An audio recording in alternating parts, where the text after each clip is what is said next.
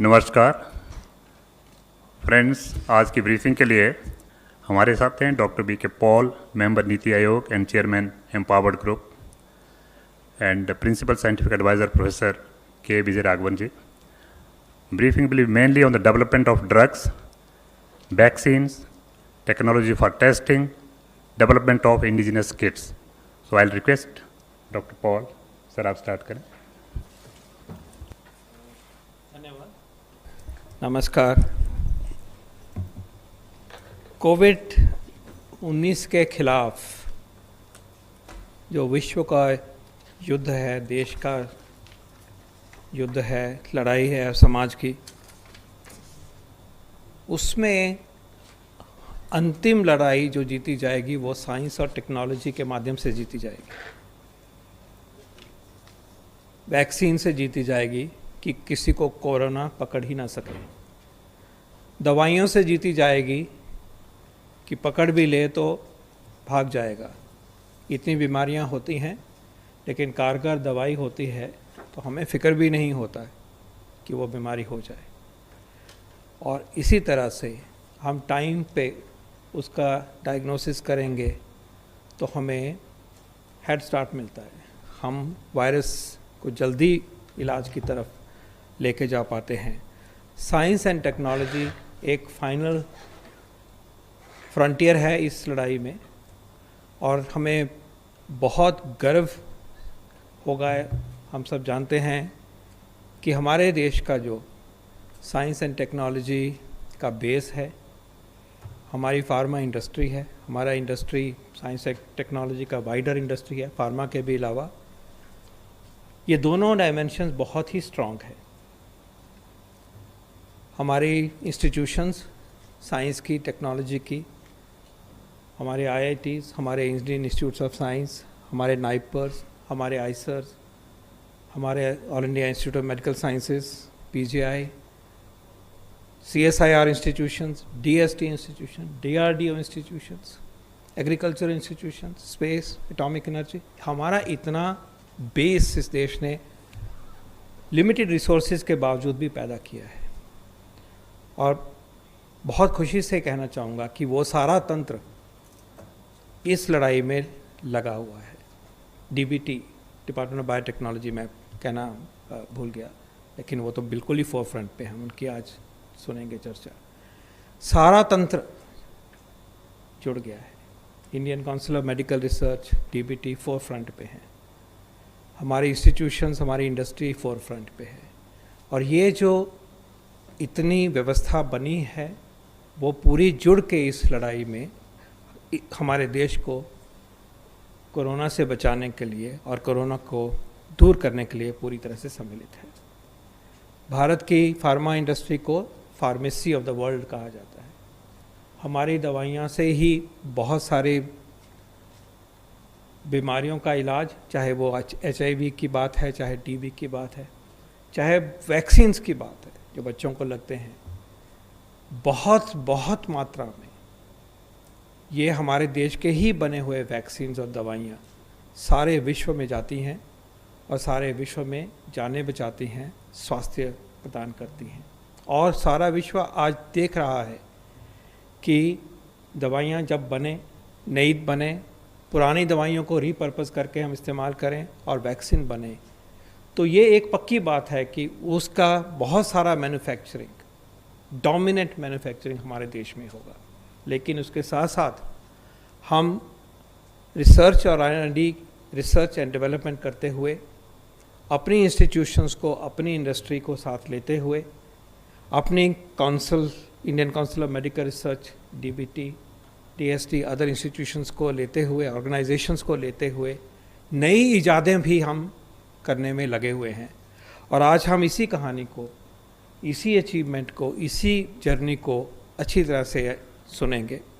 आपको याद होगा माननीय प्रधानमंत्री जी ने पिछले महीने जब देश को संबोधन किया था तो उन्होंने एक क्लेरियन कॉल दिया, आह्वान किया कि आप साइंस सॉल्यूशंस ढूंढिए, वैक्सीन ढूंढिए और देश के नौजवानों को, वैज्ञानिकों को, और कहा कि इसमें आप आगे बढ़िए. और ये उन्होंने कहा कि ये देश के लिए नहीं है, मानवता के लिए हमने ये सॉल्यूशंस ढूंढने हैं। तो दुनिया भी देख रही है, हमारा देश भी देख रहा है। मैं निवेदन करूंगा डॉक्टर के विजय राघवन जी से कि आज हमें विस्तार से बताएं कि इन साइंस सॉल्यूशंस के लिए vaccines, drugs, diagnostics, other technologies में हमारा देश किस तरह से आगे बढ़ रहा है और कैसे हम इस लड़ाई को उस मोर्चे पे भी जीतेंगे और ये सॉल्यूशंस हम अपने देश के लिए, मानवता के लिए, विश्व के लिए प्रदान करेंगे। Over to you sir. धन्यवाद डॉक्टर पॉल। नमस्कार। जैसे डॉक्टर पॉल ने कहा, कोविड-19 जो सार्स कोरोना वायरस 2 फैलाती है, उसके खिलाफ हमारे पास 5 तरह के कार्य करनी चाहिए जीतने के लिए। एक तो हमारी हाइजीन ठीक होनी चाहिए, यानी मास्क पहननी चाहिए, हाथ साफ करनी चाहिए। दूसरी, सरफेसेस को साफ करनी चाहिए।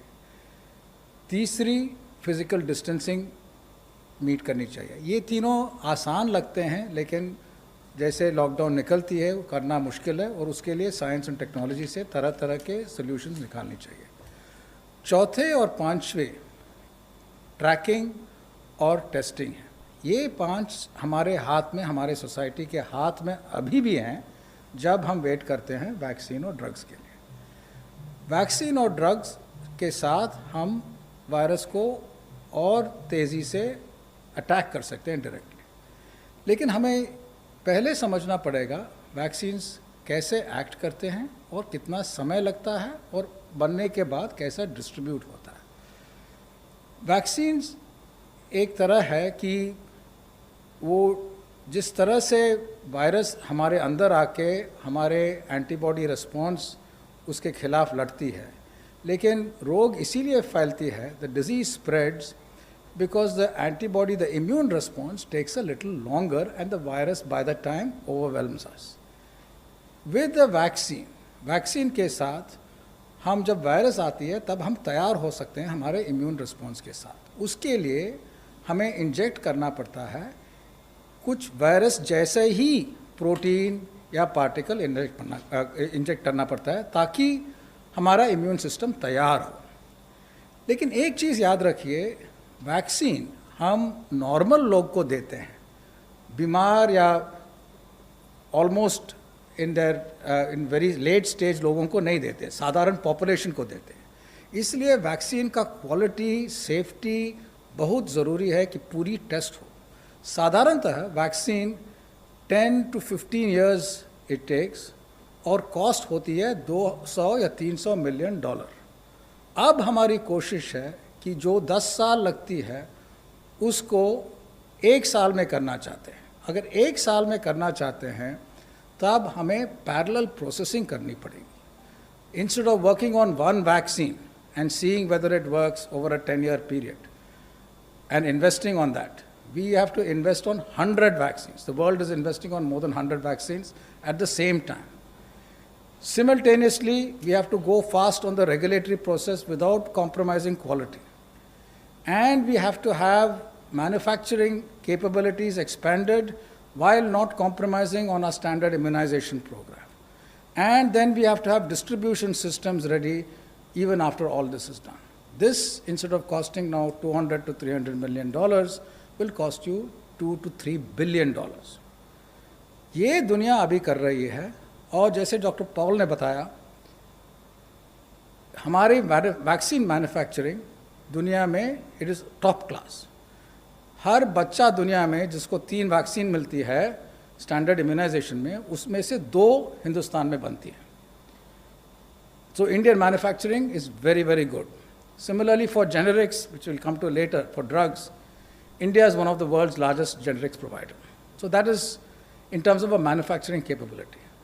But what has happened amazingly now is over the last few years, because of multiple kinds of investment, our vaccine companies are not only into manufacturing, but they're also into vaccine development and R&D for vaccines. So they They're trying to be amongst the best in the world to do this. And this is a big challenge because there are all sorts of investments and time which takes to become globally competitive and effective. Similarly, our startups have got into vaccine development in a big way, and many of our academics have got into vaccine development in a big way. So there are about a total of 30 groups in India, big industry to individual academics, who are trying to develop vaccines, of which about 20-ish are keeping a good pace. Yet, this is a very competitive area. One final point about vaccines before I give you some examples is because this is such a risky process and we don't know who will win, different companies in the world, Indian companies, other companies, will stockpile vaccines even before they are ready, in the hope that what they are stockpiling will be effective. But ये मालूम नहीं है कि वो effective होगी कि नहीं. अगर मान लो इफेक्टिव नहीं है तो पूरा स्टॉक पाइल वेस्ट हो जाती है. इसीलिए ग्लोबल कंसोर्शियम्स आते हैं जिससे आप स्टॉक पाइल करना चाहते हैं, लेकिन आपका अगर आपका वैक्सीन वेस्ट हो जाती है तो किसी और का वैक्सीन हमारे यहाँ आ जाएगी. In other words there has to be equity of access and risk mitigation also done. This is again global consortia in which India is a part, also discussed this. Now in this situation, there are many vaccine efforts in India, which I will give you some examples. They broadly fall into 4 categories. किन किन तरह के vaccine हो सकते हैं? एक तो they are called mRNA vaccines. This is the virus का जेनेटिक मटेरियल का एक कंपोनेंट लेके उसी को आप इंजेक्ट कर लेते हैं. वो हमारे शरीर उसको ट्रांसलेट करके वायरल प्रोटीन बनाती है और इम्यून रिस्पांस तैयार होती है. जब वायरस आती है तब वो इम्यून रिस्पांस तैयार है. दूसरी तरह की वैक्सीन जो है वो स्टैंडर्ड वैक्सीन डेवलपमेंट, स्टैंडर्ड कहते हैं उसको, कि एक week version of the virus लेते हैं जो फैलती है लेकिन कोई बीमारी उससे नहीं होती. जैसे हमारे यहाँ जो रोटावैक वैक्सीन आई थी वो एक एटेन्यूएटेड स्ट्रेन से बनाया गया जो रोटावायरस स्ट्रेन है लेकिन कोई प्रॉब्लम उससे नहीं आती. उस तरह के वैक्सीन्स भी होते हैं. कोविड-19 के लिए भी कुछ लोग कोशिश कर रहे हैं. तीसरी, किसी और वायरस की बैकबोन में इस वायरस के कुछ प्रोटीन कोडिंग रीजन को लगा के वैक्सीन बनाते हैं. तो ये तीसरी तरह की वैक्सीन है. और चौथी, ये वायरस का प्रोटीन लैब में बना के उसको एक दूसरे स्टिमुलस के साथ, एडजुवेंट कहते हैं उसको, लगाते हैं. ये 4 तरह, हर तरह की वैक्सीन कई साल लगते हैं नॉर्मली, और ये 4 तरह के वैक्सीन सब लोग ट्राई कर रहे हैं. तो क्या हो रहा है देश में? एक हमारे कई कंपनीज़ हैं, वो उनका नाम नहीं लूँगा, आप सबको मालूम है. कुछ लोग एक फ्लू वैक्सीन के बैकबोन में कर रहे हैं. वो लगता है कि वो लेट प्री क्लिनिकल स्टेजेस में हैं अभी. लगता है कि अक्टूबर इस साल तक वो प्री क्लिनिकल स्टडीज़ हो जाएगी. कुछ और फरवरी 2021 में एक प्रोटीन बना के तैयार रहे हैं. और कुछ स्टार्टअप्स हैं, जैसे हमारे इंडियन इंस्टीट्यूट ऑफ साइंस में और दूसरे जगह स्टार्टअप्स हैं जो बड़े कंपनी के साथ यहाँ और बाहर कोलैबोरेट कर रहे हैं और वैक्सीन बना रहे हैं. और कुछ हमारे एकेडमिक इंस्टीट्यूट्स हैं, वहीं बना रहे हैं कई तरह के वैक्सीन. ये 4 तरह के वैक्सीन हर जगह ट्राई किया जा रहा है. साथ साथ हमारे वैक्सीन कंपनीज़ बाहर के वैक्सीन कंपनीज़ के साथ भी कोलैबोरेट कर रहे हैं, जिसमें या वो लीड कर रहे हैं या हम लीड कर रहे हैं. सो 3 ब्रॉड तरह के वैक्सीन्स एफर्ट्स हैं. एक जहां हम खुद यहाँ ट्राई कर रहे हैं, दूसरा कोलैबोरेट कर रहे हैं जहां हम लीड कर रहे हैं उन बाहर के लोगों के साथ, और तीसरे बाहर के लोग जहां लीड हैं उनके साथ कोलैबोरेट कर रहे हैं. और जहां भी वैक्सीन बनती है मैन्युफैक्चरिंग के लिए पार्टनरशिप करने के लिए वो भी उम्मीद करेंगे. तो ये हुई वैक्सीन डेवलपमेंट के बाद. एक और चीज़ मैं बताना चाहता हूँ कि when a vaccine is made, it is not like a switch which will be available to everyone on day one. This disease is such unusual compared to other vaccine preventable diseases where people from the youngest to the oldest will need a vaccine. and people in every kind of country in the world will need a vaccine. This is not a rich country's disease or a poor country's disease. It's everyone's disease. So the logistics of making the vaccine accessible to everyone is a big challenge, and that is also being discussed now. Who are the first people who should get it in the front lines? Who are the most vulnerable? How does one form protective rings by giving to specific kinds of people at specific times? That is one thing. Second thing, people often ask, when will the first vaccine come? As if when the first vaccine comes, all other vaccines are meaningless. Remember that the first vaccine is the first vaccine to be ready. It will be a vaccine, it will be for 1 dose or 2 doses or 3 doses. Then there will be another vaccine which will be better in some context. There will be a third vaccine which will be better in some other context. This is such a huge pandemic that there is no meaning to say coming first or coming second.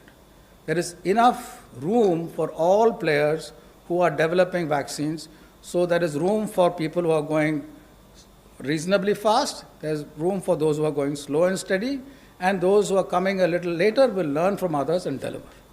So this is very, very important to keep in mind.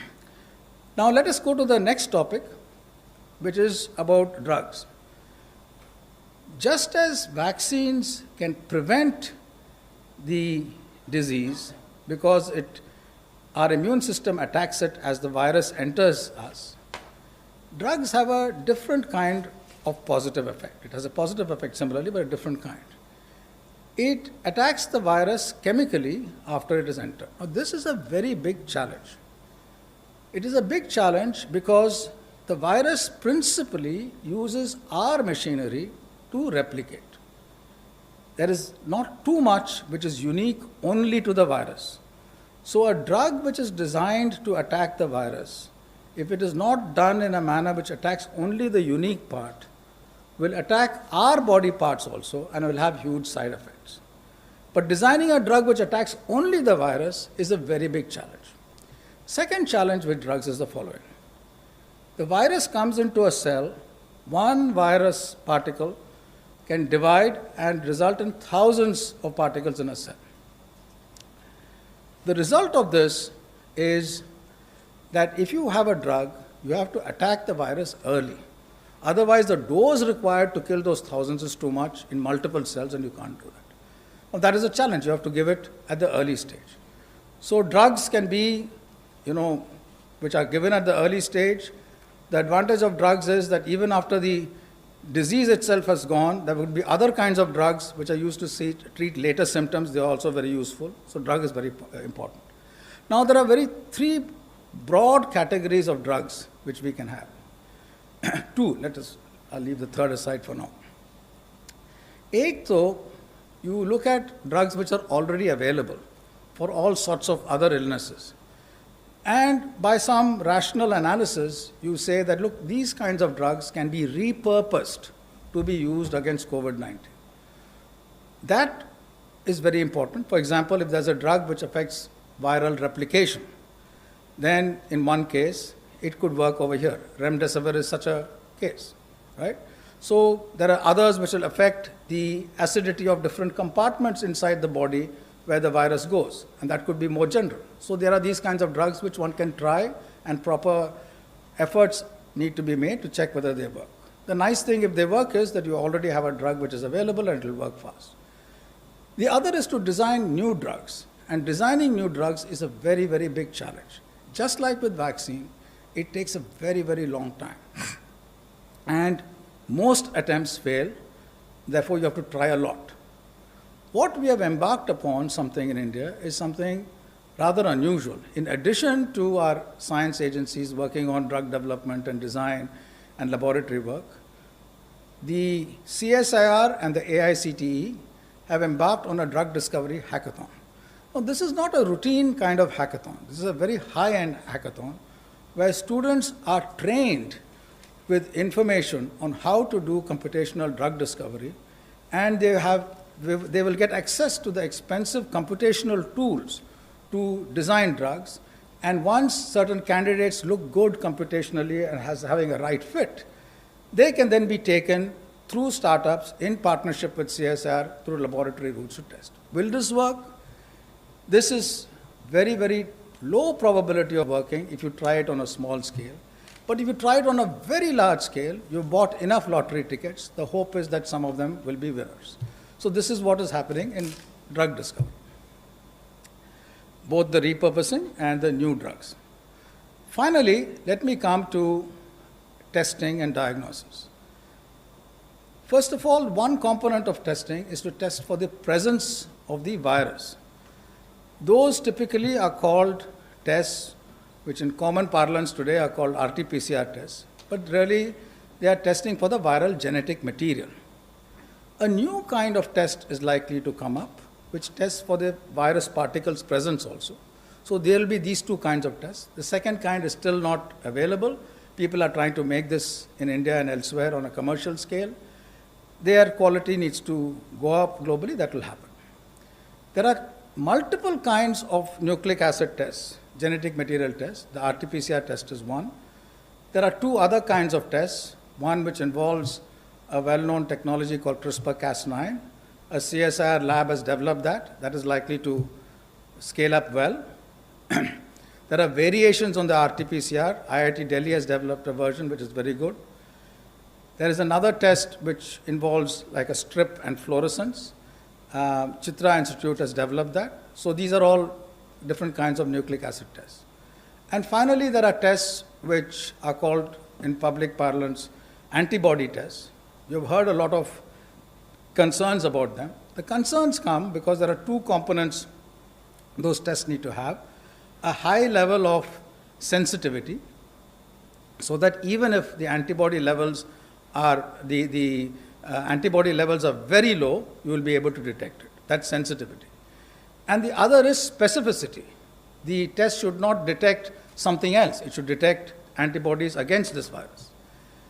If both these are very high, then the test can be used at an individual level.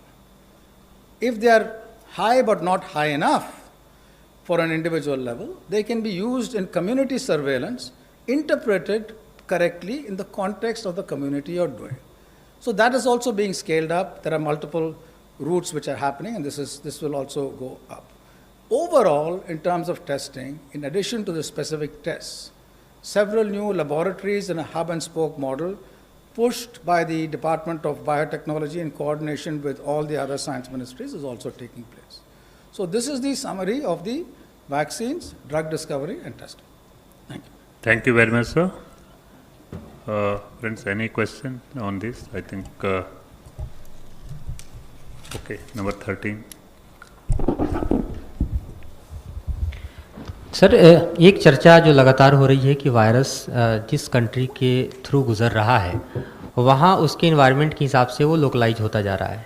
तो मैं जानना चाहूँगा कि strain की बात करें या फिर म्यूटेशन की बात करें, जनवरी से लेके अब तक भारत में रिसर्च क्या कहता है, कितना म्यूटेट कर चुका है, म्यूटेशंस के कितने टाइप हैं, स्ट्रेन्स की क्या फाइंडिंग है। ये भी बताया जा रहा है कि अलग अलग स्ट्रेन पेशेंट पे अलग अलग रिएक्ट कर रहा है, जिससे मोर्टेलिटी को भी रिलेट करके देखा जा रहा है।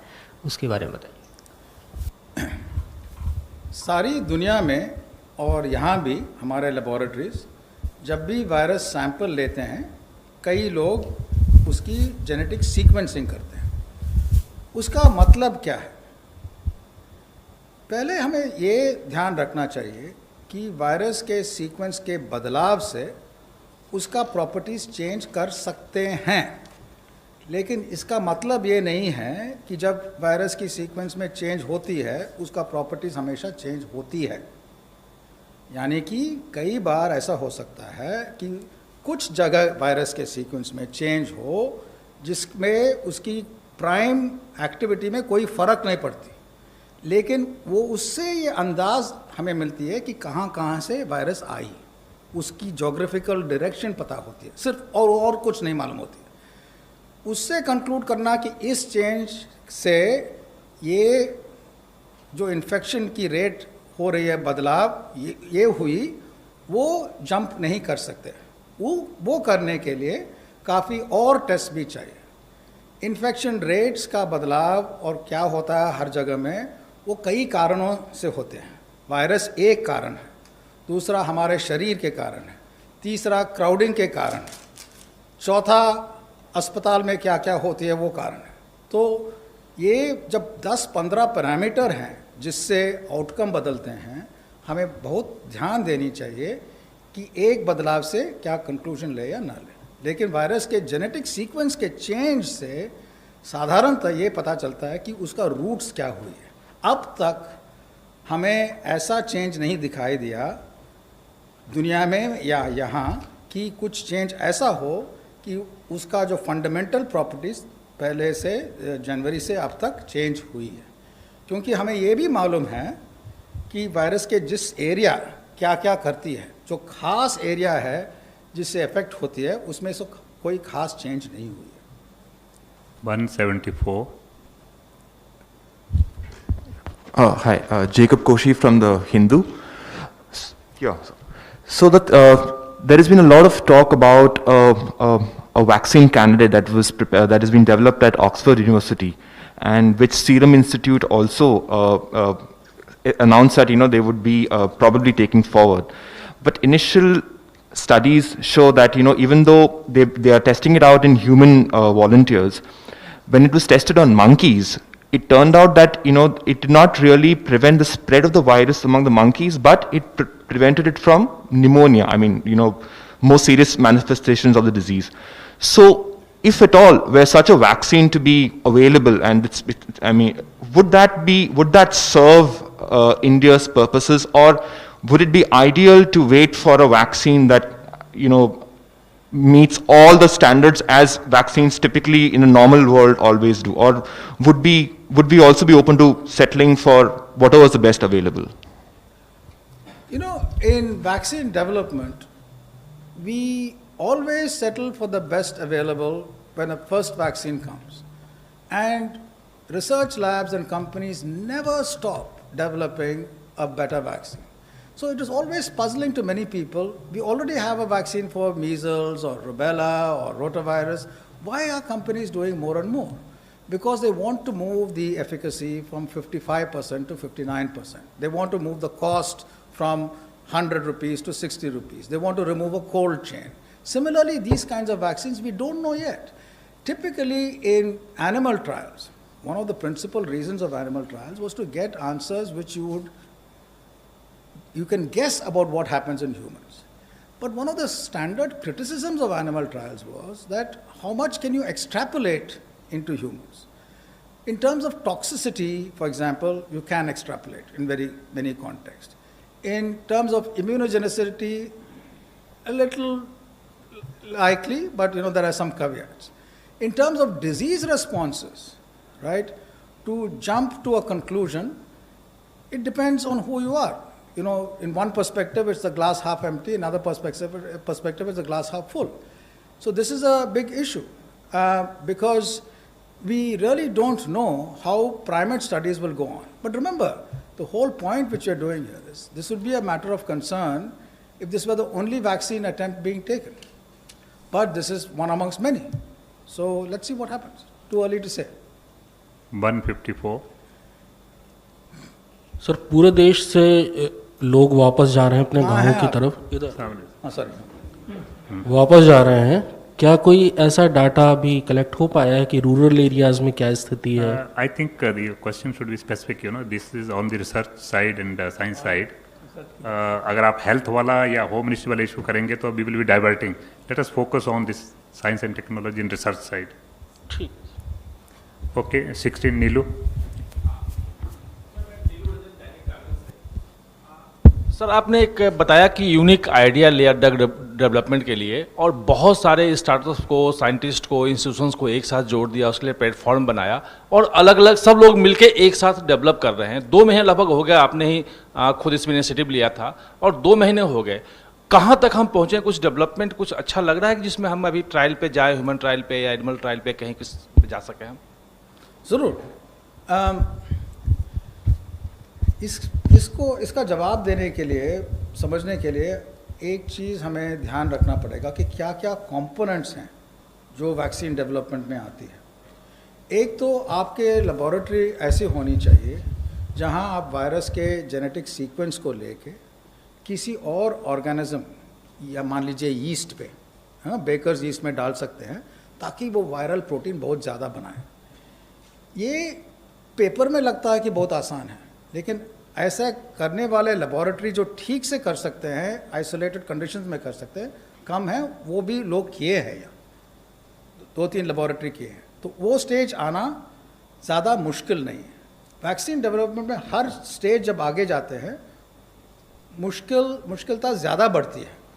इसके बाद आपको अगर आगे जाना है तो किसी कंपनी के साथ पार्टनर करके कंपोनेंट्स वैक्सीन में ऐसे बदलाव ले आना, वो प्रोटीन में ऐसा चेंज लगाना है कि आप टेस्ट कर सकते हैं एनिमल में। वो भी हो सकता है, वो भी हो चुकी है, कई जगह हो चुकी है। उससे वो क्या टॉक्सिक है या नहीं पता चलती है। तीसरा फेज़ 1 या फेज़ 2 ट्रायल्स पे जाना है, जहाँ जब ह्यूमंस में डालते हैं कोई मुश्किल नहीं होनी चाहिए ह्यूमंस को।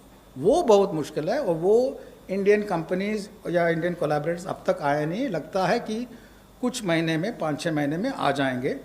ग्लोबल पार्टनरशिप के साथ जहां इंडियन कंपनीज कर रहे हैं वो आ जाएंगे उस स्टेज पे। उसके बाद आगे और फेज भी। 33 ANI. Sir, Pragya from ANI. So ICMR told us in April that there will be serological diagnostic testing that will be made in India. So if I want to ask you, when will the details of India's serological test be released, or what is the status of Sero survey? So let me focus on the kinds of tests available. What the Indian Council of Medical Research has done, and also another one of our Department of Biotechnology laboratories, is they have developed protocols for a test called ELISA, Enzyme-Linked Immunosorbent Assay. That is a serological test in the sense that it looks at sera and tests for antibody. And that has a better likelihood, because of the way the test is done, of being both highly specific and sensitive. So the ICMR's test is being rolled out and tested. And as I said, these tests have an important role to play depending on the levels of sensitivity and specificity. For use at an individual level, certain bars are needed. If you don't have those bars, you can still use them for community testing in the context where you know what the community prevalence is. To know the community prevalence and therefore use this test on a larger scale, typically people use multiple other parameters to judge community prevalence. Whether people have colds or cough or fever or RT-PCR tests, other kinds of, SARI or ILI illnesses and so on. Then these tests are calibrated. So they have to be done very carefully in a scientific way. And then you also, when you get the result, you know the range. You don't say that this is there or not there. You say it is likely to be there with this likelihood within a range. So there are lots of coverage. So this will happen. But now there are other kinds of tests, including on this category, which will come, which also have a much higher sensitivity and specificity, which over the next few months, I think both nationally and internationally, you will have tests which can be applied at the individual level. They'll be very useful. 39. Okay, so what? Yeah. With 20? Yeah, coming. Sir, what is the need for a second test? How will it be different? And the other part, sir, in the absence of vaccine, how long do you think the norms of social distancing, because we are headed towards lockdown 4 ending, so what is going to be a new way of life in the absence of a vaccine? I didn't understand your question about this need for a second test. What do you mean by second test? Sir, you said there's a second test in the offing. Of which kind? Of the... Oh, no, okay. Basically, there are two broad kinds of tests. There's one test which tests for the presence of the virus. That tells you whether the virus is there in your body. Typically, after some time, you get symptoms, the viral presence goes away, and the body's immune response is what you detect. So there are these two categories of tests. They tell you two very different things. One tells you whether you have the virus, other tells you your body's response to the disease, even after the disease is gone. The latter is very useful because it tells you the prevalence in a community, in a population, whether there's immunity. When the vaccine comes, or the vaccine itself has given immunity, that's important. The first is critical at the onset of disease, so they are very different. Your second part of your question, I forgot. So the second part is, in the absence of vaccine, because you're saying it's going to How long do you have to maintain? Is there going to be a long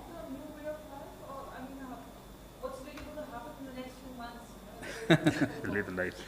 No, as I said, even when the vaccine comes, you will have, distribution matters to be attended to. But fundamentally, I think it's important for us to not only stay calm, but to address every complexity in a way by which you break it down to its components and do it. None of this is unsurmountable or difficult, or that we have to wait for this magical vaccine to come. Vaccines will come, but they will have its complexities and it will go. What do we do till then? Simple. Cover your face, wash your hands, try to keep as much distance as feasible. Now that may be difficult as you open the lockdown, and therefore you have testing and tracing. That is very important. The moment someone has symptoms and is tested positive, then go back and look at their pre-symptomatic contacts, isolate them, right, until they're fine. This aggressive, very rapid testing and tracking is necessary. It is a community effort. It is not the effort of a contact tracing app or of the medical community, but it's a concerted effort of theirs as well as yours. If we do this, we can lead near normal lives while we wait for a vaccine for this disease. But importantly, we can deal with anything like this which comes on. 116. R Kundan हूँ TV9 Bharatvarsh से। जो ये हाइड्रोक्सिन chloroquine को लेकर जो बातें हो रही थी, जिस तरह के सर्वे हो रहे थे, ICMR और सब लोग जांच भी कर रही थी, क्या उसमें निकल के आया है? क्या ये दवा सही में कारगर है, या फिर क्योंकि WHO ने भी सवाल उठाया और फ्रांस ने तो शायद बैन भी कर दिया है कल से।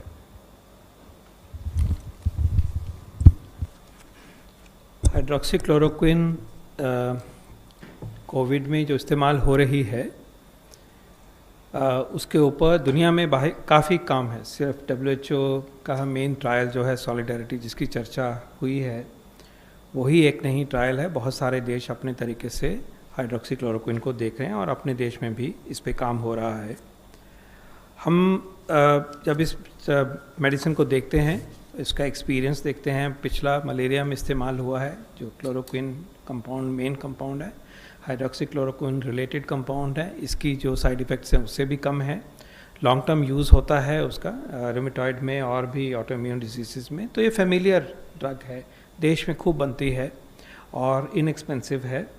और इसमें रिसर्च होती जाएगी, नए समझ आती जाएगी। कोरोना वायरस एक नया वायरस है, पहले था ही नहीं 6 महीने पहले, तो सीख रहे हैं। ये तो पहला पार्ट है। लेकिन दूसरा है, जब भी हमने इस ड्रग को ध्यान से देखा है, अपने साइंटिस्ट से उसके बारे में बातचीत करी है, और जो इसके बारे में मालूम है कि किस तरह से ये सेल के अंदर जाके pH को बढ़ा देता है, एल्कलाइन कर देता है, वायरस की एंट्री को रोकता है, ये नॉलेज वेल नोन है। टिश्यू कल्चर्स में इसका इफेक्ट जो है वो वेल नोन है और इसकी प्लॉसिबिलिटी इतनी स्ट्रांग है। और जो भी एक्सपीरियंस अभी तक मिला है, जो कि ICMR ने थोड़े दिन पहले कोलेट किया था, हमारा ये मानना है कि इस समय जो इसके बारे में गाइडलाइंस बताई गई हैं कि हम हेल्थ केयर वर्कर्स को, फ्रंटलाइन वर्कर्स को हम मानते हैं कि दिया जा सकता है। थोड़े प्रिकॉशन की बात है, थोड़े जो जिनको कोई कोमोबिलिटी है उसको केयरफुल रहना है। विद ऑल दो स्पेसिफिक्स जो गाइडलाइन में लिखे गए हैं, हम समझते हैं कि उसके benefits outweigh the risk if any. लेकिन इसके बारे में जैसे जैसे और ज्ञान आएगा आगे बढ़ते जाएंगे। पर इस स्टेज पे हम मानते हैं कि जितना साइंटिफिक कम्युनिटी ने आपको रेकमेंड करके गाइडलाइन प्रोवाइड की गई हैं, उसको हम अप्रोप्रिएट मानते हैं और हम चाहेंगे कि आप इसको इस्तेमाल करिए, जैसे कि लगभग सारे डॉक्टर और नर्सेज और हमारे स्वास्थ्य कर्मी इसको इस्तेमाल कर रहे हैं। बाकी आगे रिज़ल्ट आएंगे, आगे बढ़ेंगे, और हम इसको ट्रीटमेंट में भी हमारे प्रोटोकॉल में है, क्लिनिकल प्रोटोकॉल में किसको इस्तेमाल करना है। हैव फेथ कि अभी के नॉलेज के हिसाब से जो हम कर रहे हैं बिल्कुल जिम्मेवारी से कर रहे हैं। 175. So Sneha from CNN News 18. My first question is to Dr. Paul, second to Professor Vijayaraghavan. Dr. Paul, to you first. Because of the tweaking of the discharge policy right now, patients with no clinical symptoms are going home, and if they have mild symptoms, they don't even have to undergo a second test. Is that pushing up our recovery rate? And my second question to Professor Vijayaraghavan has got to do with how big a challenge is testing asymptomatic patients, given the fact that the RT-PCR test doesn't pick symptoms, and if obviously they don't have symptoms, then they do go undiagnosed. Isn't that correct? The RT-PCR tests for the presence of the virus's genetic material. The test is agnostic to whether you have symptoms or not. It is possible that at late stage of the disease, either in asymptomatic people when there is no symptoms at all after a long time, or in symptomatic people when the disease goes down, that you don't have the presence of the virus. But whether you're asymptomatic or not, if the virus is there, the RT-PCR test will pick it up with a great likelihood. दूसरा जो सवाल आपने किया है वो उसका उत्तर जो है वो साफ है। अभी तक हम उससे इन गाइडलाइंस के आने से पहले डिस्चार्ज कर रहे थे थोड़ी देर के बाद, और कुछ कंडीशनैलिटीज़ थी कि एक टेस्ट करेंगे नेगेटिव आएगा वगैरह, तो इस स्टेज पे आप कर रहे थे। लेकिन ये भी याद रहे कि ये पेशेंट ठीक हो चुका था और सिर्फ इंतज़ार कर रहा था, एक तरह से देखा जाए।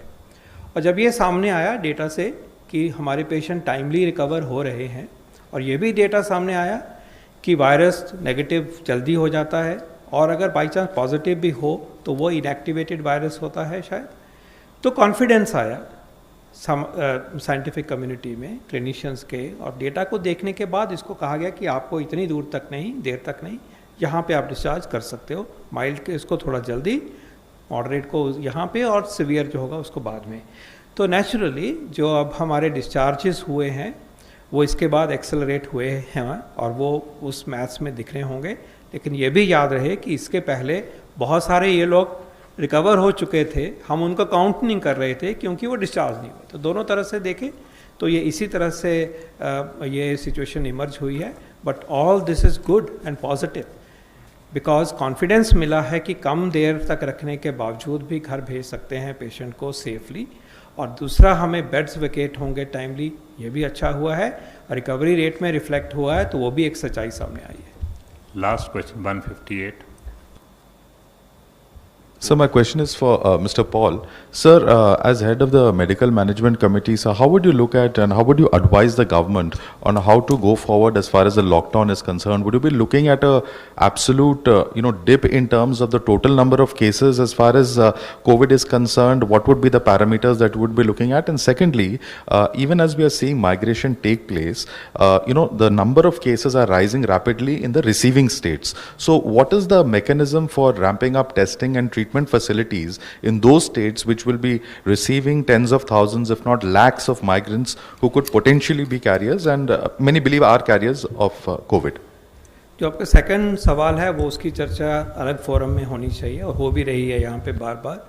लेकिन पहले सवाल का मैं जवाब देना ये चाहूँगा आपको कि जो भी हमारी रिस्ट्रिक्शंस की डिसीजन मेकिंग होती है, उसके पहले सबसे पहले ये आता है कि हमारा गोल है कि बीमारी पैंडेमिक कंट्रोल में रहे, डेथ्स कंट्रोल में रहे एक तरफ, और हम अपनी लाइफ को कितना नॉर्मल एक्टिविटीज़ को, सोशल एक्टिविटीज़ को हम ला सकते हैं। तो पहली बात है कि ये इन दो चीज़ों का बैलेंस है, और इस बैलेंस को फाइन ट्यून करने में बहुत सारे एस्पेक्ट्स हैं। उसमें पैंडेमिक का जो एस्पेक्ट है वो एक एस्पेक्ट है।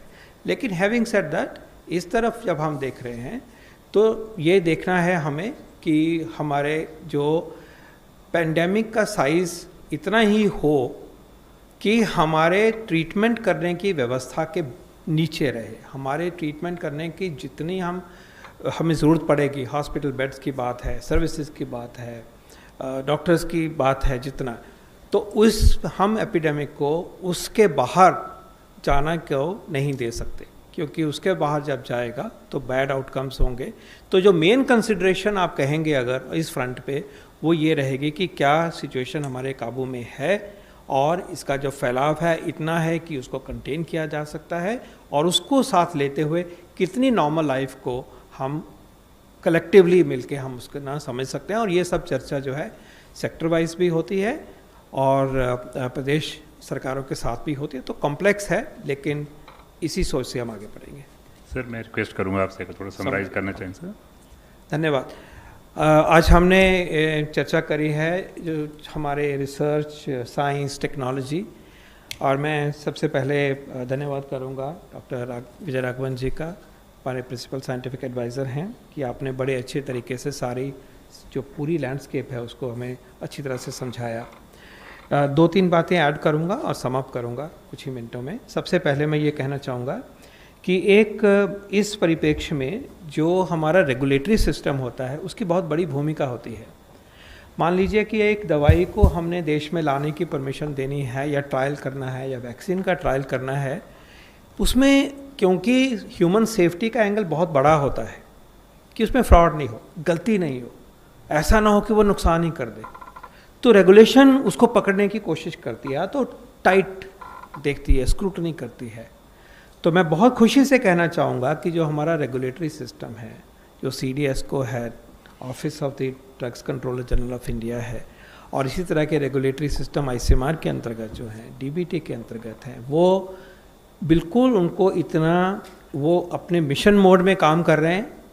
ये जो क्लियरेंसेस हैं सारे पैरामीटर्स को देखभाल करते हुए भी, बिना सेफ्टी के और मेथडोलॉजीज का कॉम्प्रोमाइज़ करते हुए भी मिशन मोड में दिन रात काम कर करके 24 घंटे में 48 घंटे में परमिशन दी जा रही हैं और फैसिलिटेट किया जाए। परमिशन देना तो एक एस्पेक्ट है, उसके अलावा मदद करी जा रही है कि खुल के हर तरीके से जो हम मदद कर सकते हैं, चाहे वो इंडस्ट्री है, चाहे वो साइंटिस्ट है, चाहे कोई एंटरप्रेन्योर है, चाहे कोई स्टार्टअप है। तो एक ये भी रिकॉर्ड में लाने के लिए मैं रिक्वेस्ट करूंगा, आज आपके सामने खुशी से कहूँगा कि एक सिस्टम ऐसा बनाया गया है कि जो बिल्कुल तेज़ी से काम करता है, और वो सर के ऑफिस में वो कोऑर्डिनेशन है और हर चीज़ का जवाब देते हैं। कुछ टेक्नोलॉजीज़ की हमने आज बात नहीं करी है, हम अपने तरीके से अपने वेंटिलेटर्स भी बना रहे हैं, हम नई PPE बना रहे हैं, कुछ डिसइंफेक्शन की चीज़ें भी आ रही हैं, और भी वो एक डायमेंशन है, लेकिन आज हमने ये फोकस रखा है।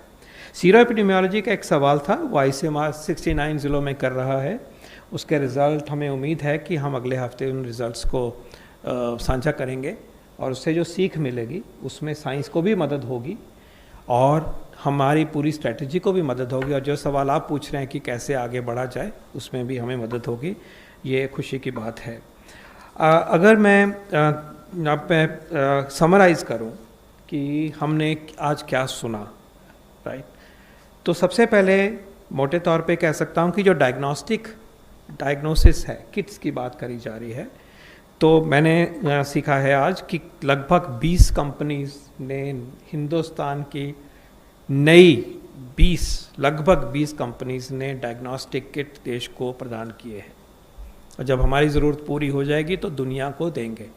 और मुझे खुशी है कहने में कि हम 500,000 इंडिजिनस किट्स, 5 लाख हिंदुस्तानी किट्स, एम आई राइट, जुलाई के महीने तक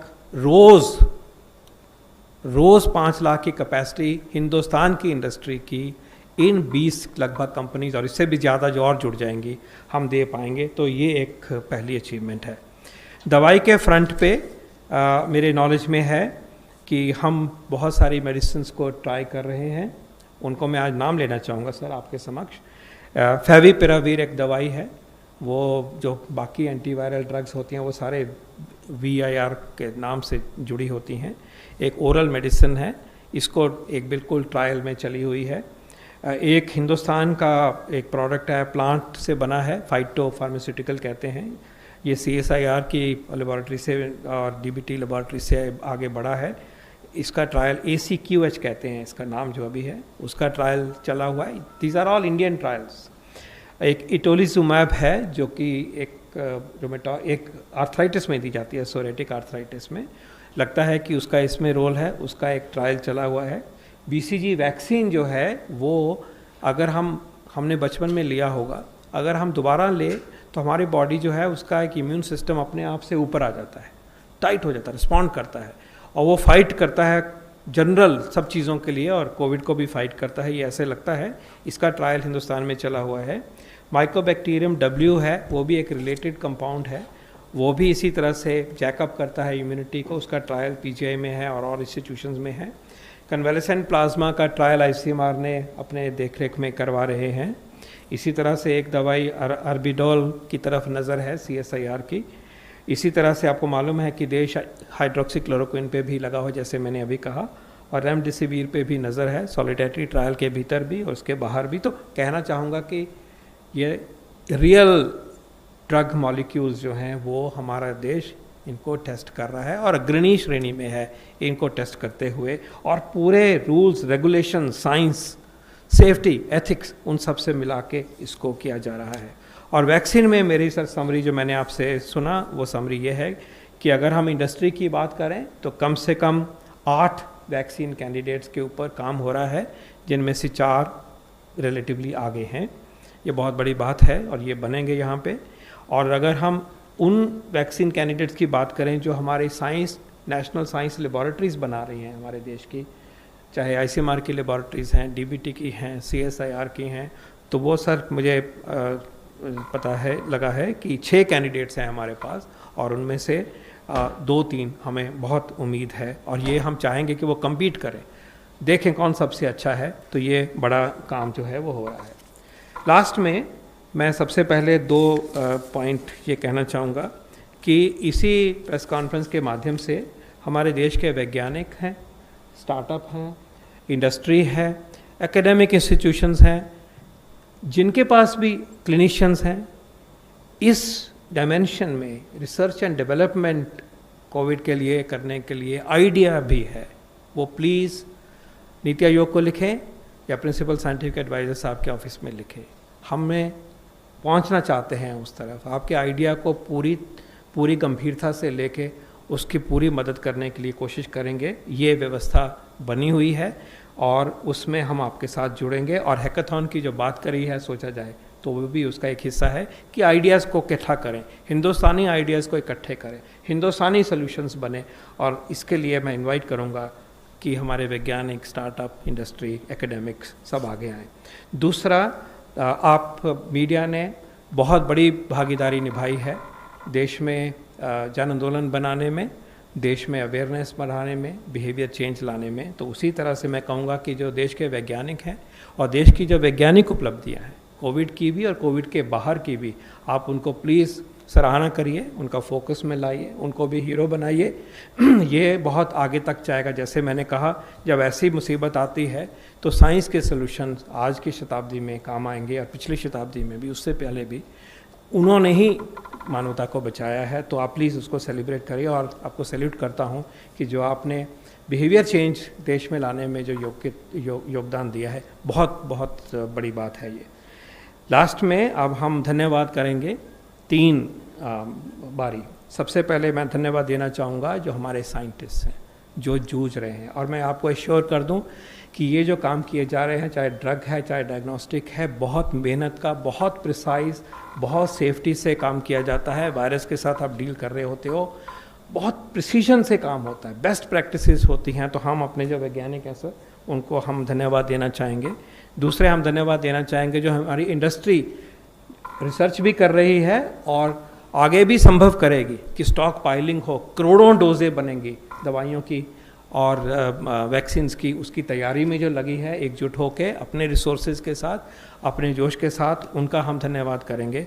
और तीसरा धन्यवाद हम अपनी जो साइंस इंस्टीट्यूशंस हैं, मैं चाहूँगा कि आपकी तरफ से मैं उनका धन्यवाद करता हूँ।